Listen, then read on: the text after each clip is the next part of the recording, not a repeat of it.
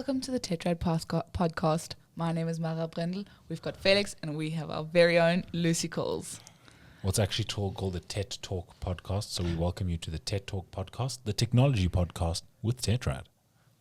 That. Sponsored by, just kidding. Do you want to sponsor this? Go for it.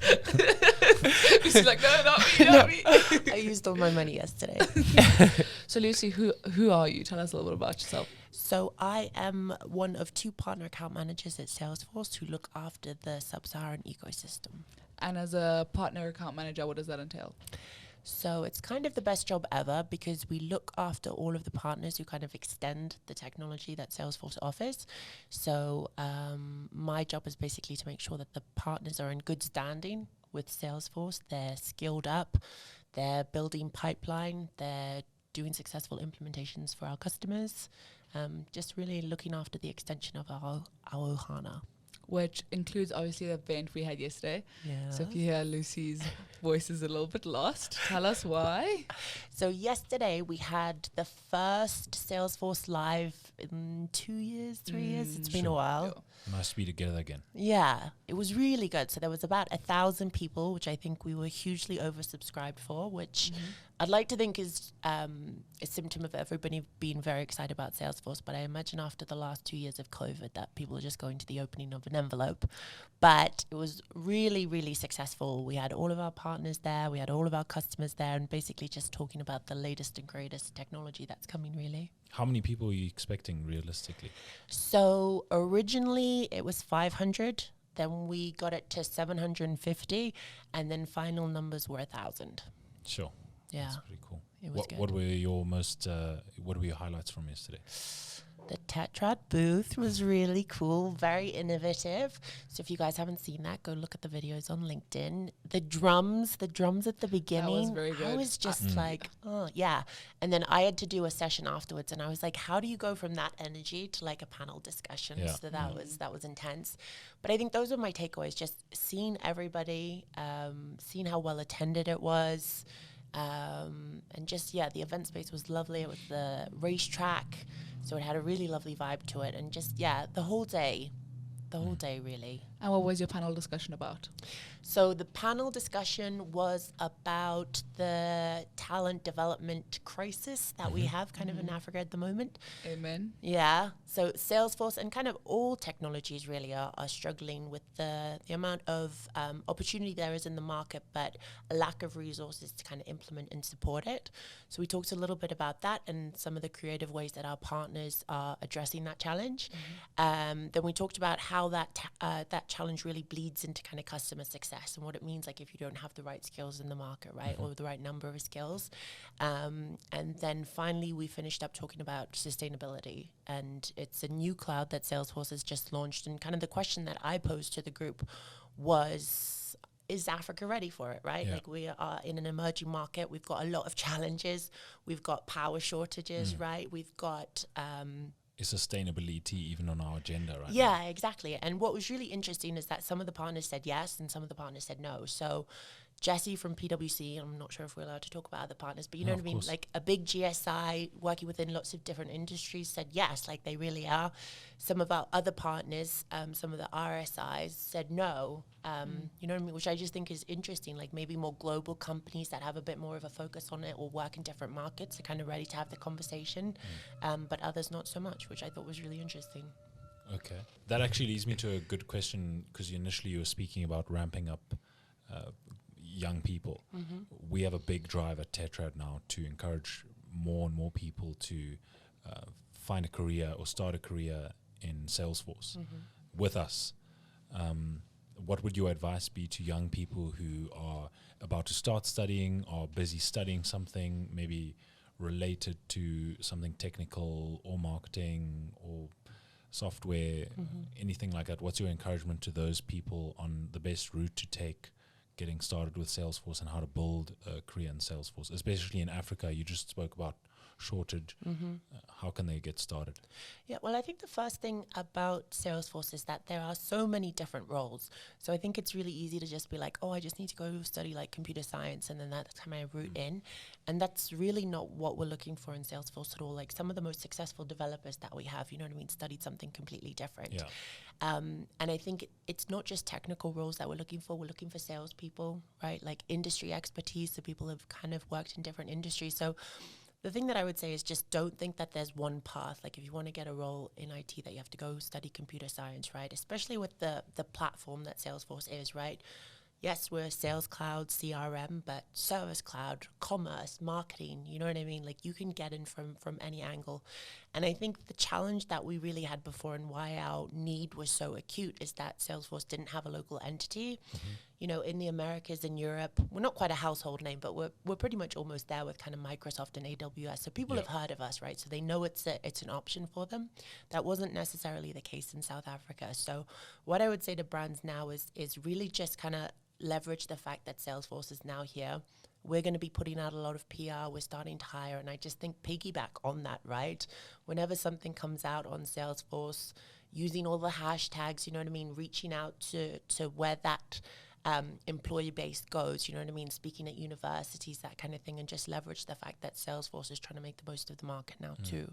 You mentioned that you guys now have an entity in South Africa. What can we expect from that entity? I mean, it was a really cool move to see that it's now solidified in South Africa. It's official, basically. Yeah. I hope I looked around. There's no Salesforce South Africa Instagram tag, which is disappointing. So we want to see that. We want to see an account for that in South Africa. Yeah. Well, so the entity is basically, it allows us to hire locally. So it means that we can actually pay salaries locally, so we can hire people on the ground. It doesn't mean that we can bill locally, so there's still a need for our reseller partners, of which we have a few.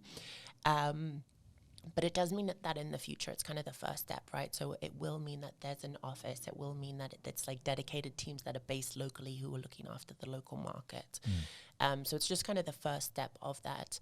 And I don't know when the office will come, but I think it just means that Salesforce is taking Africa seriously.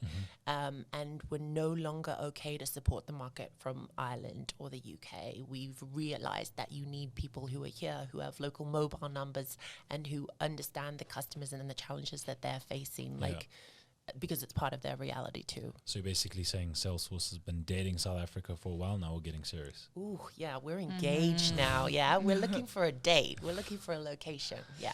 So more on that process there. If let's say I'm a fresh out of university and I'm interested in becoming an account executive. I know a lot of the Salesforce account executives are moved to Ireland, or they're from there. Maybe they have the opportunity to move to South Africa now. What can they expect if they come from a South African university? Are they going to have to move to Ireland, or what's the requirements? No. So what Salesforce has said is that any roles that we have open now, they will be offered locally. So if we can't find anybody after an extensive search, I think we'll then look maybe back at Ireland and the UK, but all of the roles, the primary thing will be looking to fill them in South Africa. So if you look after Africa, you'll be based in Africa. And then after that, what can happen? You'll start off as a business development representative. You can level up to an account executive. What then? Can you go to other markets? What's the opportunities? Yeah, absolutely. So I think the best thing, and I think Africans know this, right, is when you work for a global company, it obviously does give you options to kind of try different things.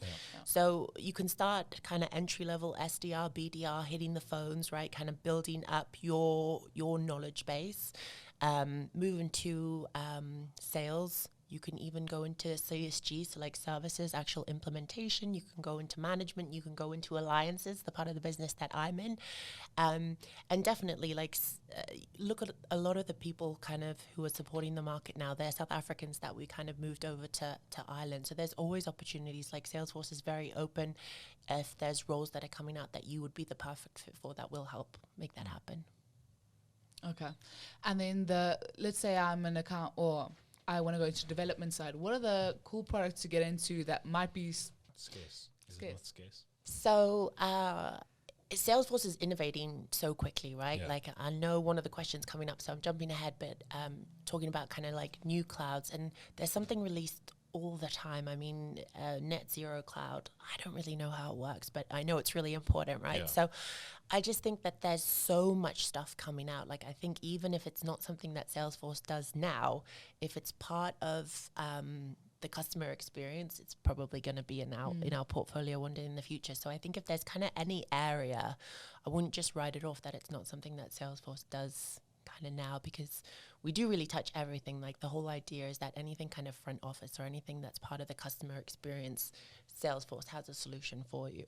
And what you touched basically on some of the things coming up. What are you most excited about, that the different clouds, different products being released from Salesforce? What excites you the most? Yeah, so excited is a strong word. I get really excited about partners and alliances, but I think the thing for me that partners are kind of talking to me about, and the vibe that I got yesterday speaking with customers, is our industry solutions. So we've got, financial services cloud, communications cloud, can't think of any other ones off the top of my head, but those are the ones that I find really interesting, because those are the kind of solutions that are kind of picking all of the best from the different platform that answers those specific industry challenges, and it's kind of our response to it. And I think Salesforce makes really cool acquisitions that really build on that. So I originally started in the business looking after marketing cloud partners. So Salesforce made an acquisition of ExactTarget, and that's now our marketing platform. And it seems like it was yesterday, but it's already 7 years ago, and the number of acquisitions since then is like crazy. So I think that's the thing for me, is kind of those industry solutions where we're picking all of the best from all of the different kind of areas of expertise that we have already to answer those industry challenges. So I'll touch on my favorite acquisition of Salesforce as being Slack. Okay.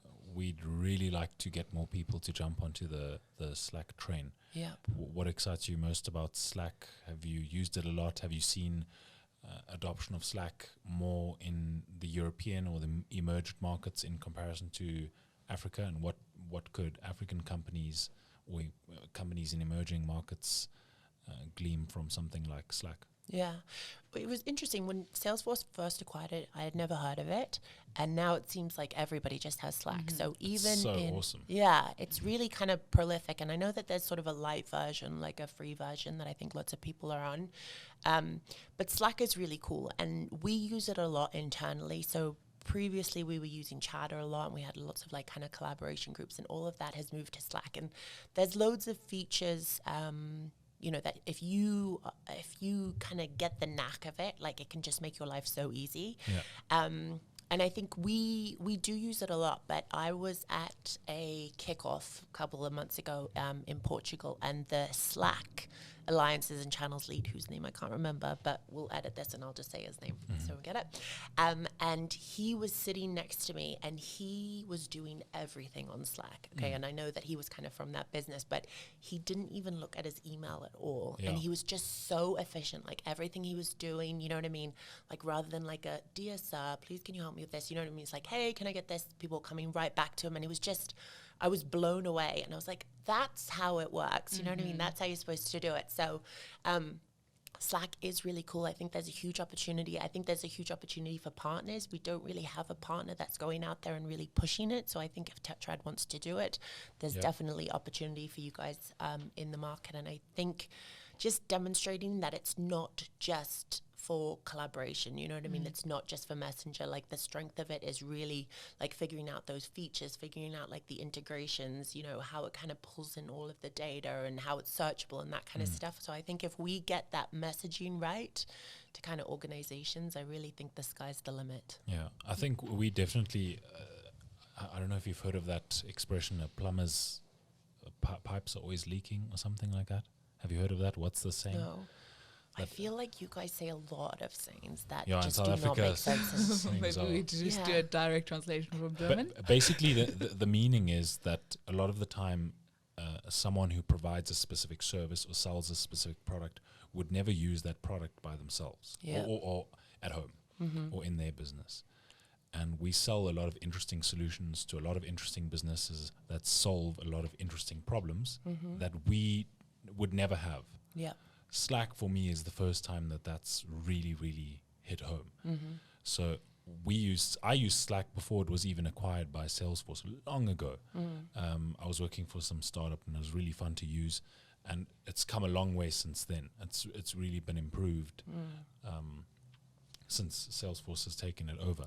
But Slack is such a powerful tool because we, especially in a creative department or on the deployment on any project or any kind of project being managed, you have to pull information, content or communication from so many different places, and then it always gets lost. Slack is the first time that it all comes into one central unique place, and then also goes to so many different people in like the click of a button. Yeah. And it's made my work life so much more enjoyable because I know that to sit down and write out a really, really deep brief for a client or even a supplier, I don't need to be sitting in front of my laptop in my office.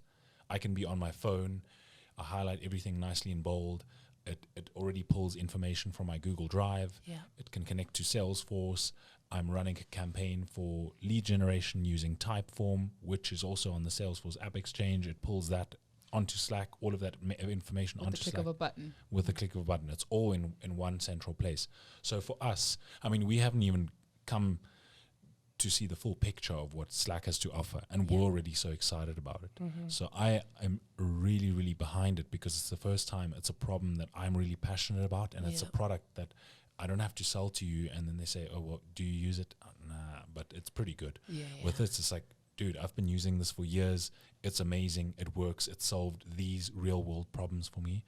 So I really, really think that we'll get behind Slack big time in 2022. If I can mention a real world problem, this entire event, the Salesforce Live that we had yesterday, you can look through anybody's WhatsApp. Nothing will be there on the event. On Slack, we have the event channel, which is with the daughter company. So obviously we've got these guys involved in it. Then we have all the designs on there in HD. Then we have the Quip document for all the invites on there. Also Salesforce. Might I add, automatically integrated by the click of a button. You have access to that document on Slack. And then additionally, we had the Typeform, which was integrated to the Slack, or we added it to that channel, where every time somebody signed up to our competition to have that ultimate driving experience of the Ferrari or the Lambo, it notified us, hey, somebody else has signed up, another person signed up, another person signed up. It was just that easy. That's why Slack's exciting. Powerful. Wussy was shocked like a mother. Well, that is the thing. I find it really interesting just in different age brackets about who's really good with using Slack and who's not. But we won't get into that because I'm sure I'll offend somebody. But I think we should get Felix selling Slack. He's passionate about it. I was like, I will buy it. Felix and Sandra. Yeah. The winners. Slack advocates. We've gotten everyone onto that because the email I find is backwards. I think it's so just as a tool that why must I have this blank sheet where I must write? It's like having an empty Word document that I must put all my words onto. On Slack, it looks good. My profile picture's right over there. You can check if I'm in a meeting or not. Documents are attached in high res. We can have huddles. I mean, Kimon and I have huddles on Slack all the time. We're both chatting to each other. We're busy working on a project, editing something. Huddle on. Immediately, it's like a walkie-talkie virtually. We're talking to each other. Okay, cool, you send this. You know, there's no more need for a meeting. There's no more need for Zoom or Microsoft Teams or anything like that.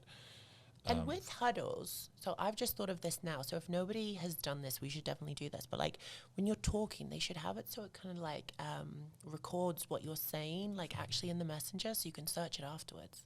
Is that a thing? Good idea. Right? There's probably a plugin for that. Probably. Yeah. Because that's the thing, right? You can have a convo and you're like, oh yeah, that's really a good idea. And it'd be so cool to kind of like search it later. That's the other beautiful thing about Slack is if you're searching for something that was said a while ago on email, it's impossible. There's a thread of a thread of a thread, RE this. You scroll up and you're, oh no, stuff this. I'll find this whatever attachment again somewhere else. And a lot of, you have other problems like your mailbox is full or whatever the case is. With Slack, you can search any random little thing and it'll come up from long ago, show you exactly where it was in the conversation, you download it. That for me has been probably the most like useful thing about Slack, and having all of our clients in one central place and being able to tag and notify people. So our clients are able to approve any work that we've done from their phone. Yeah. We send it through, it opens in high resolution, whatever they open, check a video, a demo of something being done. Oh yeah, this looks good, thanks. Tags, he gets a notification, I get a notification, cool, happy, move on to the next stage. And then you can set up a bot so that as soon as they click approve, it goes and sends something off to whatever product you have integrated to it. Yeah. So Slack is insanely powerful, and you should go and throw away your email accounts. That's what I think. Yeah. Shh, don't tell Google. Our main goals a lot of the time is to Companies hopping on to Salesforce. so I can only see, and we'll test this on, we'll run ads for it and whatever and see how it works. Is I think a lot of people listen to these chats, like the full extent of it, only on Spotify or Apple Podcasts. Right. They would never watch the full like YouTube video. We might not even release Even that. with my sultry tones. They might then. Yeah. Yeah. Your fans. Hashtag sultry tones. That's what they hear for. But the short versions of it and stuff, I think Yeah. people love. Well, I feel like what you said about Slack being exceptionally powerful or whatever, you should just make like a little video of that and we'll send it to Connor, the Slack guy. Okay. Yeah. Dermot's also very passionate about Slack, so we're going Is to do he? a podcast with him. Cool. Yeah. Lucy, one of my biggest problems as an account executive trying to sell Salesforce itself is that we have one bunch of people who say, oh, Salesforce is a CRM, really you can't do anything for me. And another people say, oh no, there's just too many products. What would you say they start on, or how have, in your opinion or in your experience, people come across this Yeah. or overcome I that? would say they need to find a partner that's a true trusted advisor to help them Like with who? like Tetrad. But to be honest, that really is the strength of partners, right? Is you do have customers that either have heard about Salesforce CRM and are just think that that's all that it can do, or have been really amazed by everything that they can do but don't really know where to get going. So that's the strength of the partner, is that they reach out to somebody who's not a Salesforce AE, who doesn't just want to sell them some licenses, but is like, hey, like, what is the business challenge that we're trying to solve for? Like, why do you think that fits your need? And kind of, you know what I mean? Build it backwards for them. Basically having an advisor to guide you what part of the, let's call it, Salesforce toolkit would be most helpful for you. Yeah. And you know what I mean? They might get kind of drawn in by all of the stuff that we're doing with like commerce or marketing, but actually what might help them the most is Service Cloud, right? And kind of dealing with that, or you know, the existing solution they have is not working well, but it doesn't mean that they need the whole kit and caboodle. It might just mean that they need something like analytics, right? Or Einstein, or something like Slack, just to help with like collaboration. So that's where partners really are super important with kind of dealing with customers, and not you just get carried away that we're trying to sell you loads of stuff and hit our targets. It's just like, what are we actually trying to help you with? Yeah. And although we want to advocate, okay, cool, Tetrad is a good partner, go to Tetrad, what do you say people should focus on when choosing the right Salesforce partner? Have a little look at the App Exchange, see what engagements and implementations partners have done before, what skills they have within the company, what different industries they've worked in, if they worked in your industry, you know what I mean? And it's not to say that if they haven't, that they won't be successful, but you know what I mean? If you've dealt with a customer before, you've looked at the problem from that industry kind of perspective, right? You've heard from another customer that might have a point of view that they can bring to kind of what you're doing at the moment. So I think definitely looking at the App Exchange. And then I also think maybe just when you're speaking to a partner, ask for like a reference. Is there another customer, even if it's not within the same industry, but just somebody that you can talk to, because there might be some things that just help set up for success. I think a lot of the times customers get really excited about implementations with Salesforce, but there's a whole like data situation that needs to happen, right? Like their data's not in a good position or something like that. And I think speaking with other customers, they can say, yes, that's super great, but can you make sure that all of this is done first? And then also have a look at this, or, you know what I mean? Like, this partner's great, and just ask for this service from them. So I think those would be the two things, like having a little look on App Exchange and seeing what type of partners are out there. But then, ask for like a reference customer, somebody that they can talk to. Or the same way you'd go on Airbnb and check the ratings of a Airbnb you'd like to stay at, you can just check App Exchange and see how good of a partner it is to work with, at least from other people's perspective. Yeah. And I think that's the thing with App Exchange. If there's nothing on there, right? That's kind of speaks for itself. So that's you want to go. So that's just a little warning to all partners to make sure that your App Exchange listing is up and running. But you know, it's a representation of how good your partnership is and your experience with Salesforce. Yeah, definitely got it. Cool. Any other No. questions from you? Yeah. Any from you? Ooh, Are you moving to South Africa soon? When? I know. Gosh. With your kids? Yeah, my boss just told me today that I have been approved for the visa, so I can get it. It's just tricky. It's a tricky time. Like, my boys have just gotten into the primary school that I wanted them to go to. I know. So I was really excited before, and every time I come, I'm like, oh, should I just do it? Do you enjoy like being here? When you're here, do you feel like comfortable? Does it feel like your kind of place? Yeah, I do. So I'm originally from Zimbabwe, so it does kind of feel a little bit like home, and I feel like very African, even though you guys might not think that I am at all. But I do. I love it, and every time I come, I'm just like, I should just do it. You know what I mean? For like a couple of years, like it would be fun. But then I'm from a really big family, and everybody's in the UK, and you know what I mean? We go around and see each other. So I'm very torn. So I don't know what the answer to that question is, but I'm very torn. I know. Well, we're waiting for you, but we'll support you either way. Thank you. Ciao. Thanks, guys. It's been a really nice having you here. Really nice having a good time with you at Salesforce Live. Oh, last question. Yes. I hope you can answer this one. Ooh. Salesforce Live, Cape Town. What can we expect? Have you got any details on that? Because I heard a little bit of chatter about that yesterday. I don't know if it's premature. I think we'd love to be there. Yeah. So Salesforce Live Cape Town is all booked in for October the 11th. I think it's happening at the Cape Town Convention Center. So yeah, all booked in. Similar kind of vibe as what was in Johannesburg, just on a slightly smaller scale. Sure.